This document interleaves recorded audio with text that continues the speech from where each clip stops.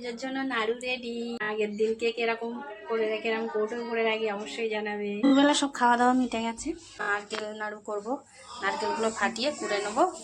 এই যে গুড় দিয়ে নারকেল নাড়ু বানাবো। নারকেলগুলো ফাটিয়ে নিচ্ছি, খুব সুন্দর নারকেল, এবার কুড়িয়ে নেব। এখন নারকেল কুড়ে নিচ্ছি, নারকেলটা কুড়ে তারপরে নাড়ু বানাবো। এই যে গুড়টাও আগে ইয়ে করে নেবো, মানে কেটে নেবো। নারকেলটাকে কুড়ে নিই, তারপরে নাড়ু বানাবো। নারকেলটা কুড়ে নিয়েছি, গুড়টাও একটু কেটে নিয়েছি, গ্যাসটা জ্বালিয়ে দিয়েছি। এবারে বানাবো।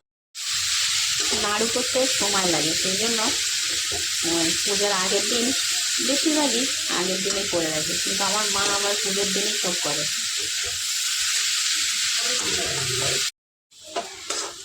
নাড়ুর জন্য প্রায় পাক হয়ে গেছে, আর একটু হবে।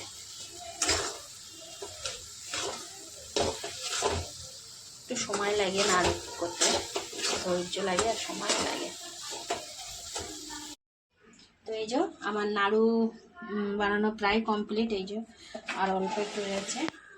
তো দুটো নারকেলের তো তাও এখন রেখে দিয়েছি, কালকে একটু পুজোয় দেবো। সিন্নিকে আগের দিন নাড়ু বানায়, অবশ্যই জানাবে। নাড়ুটা অনেকটা বেশ পাক হয়ে গেছে, সেটা শক্ত হয়ে যাচ্ছে নাড়ু, বুঝতে পেরেছি। নারকেল নাড়ু বানানো কমপ্লিট। আর কারা লক্ষ্মী পুজোর আগের দিন নাড়ু বানায় অবশ্যই কমেন্টে জানাবে। আর আমার নারকেল নাড়ুগুলো কেমন হয়েছে সেটাও জানাবে। আজকে ভাবছি রাত্রেবেলা একটু আলপনাও দিয়ে রাখবো। আমি আলপনা ভালো দিতে পারি না, দিয়ে রাখবো। অনেকটা কাজ আগিয়ে রেখেছি, বেলপাতা তুলে রেখেছি, মানে হোম হয়, তো সেই কাজগুলো করে রেখেছি। মাটি নিয়ে রেখে দিয়েছি, ঘর বসাবো, সেজন্য এই কাজগুলো কমপ্লিট করে রেখে দিয়েছি। আবার আগামীকাল থেকে একটু দীপদান করবো, তো সেই প্রদীপ বানিয়ে রেখে দিয়েছি। তো সেই দীপদানের ভিডিওটা পরে দেখাবো। এখন 1 মাস ধরে তো দীপদান করবো। নাড়ু বানানো হয়ে গেছে লক্ষ্মী পুজোর জন্য, সেই জন্য নাড়ুগুলোকে কৌটোর মধ্যে ভরে রাখছি। নাড়ু বানাতে একটু সময় লাগে, সেই জন্য আগের দিনই বানিয়ে রাখা হয়। এই যে 1 কৌটো নাড়ু।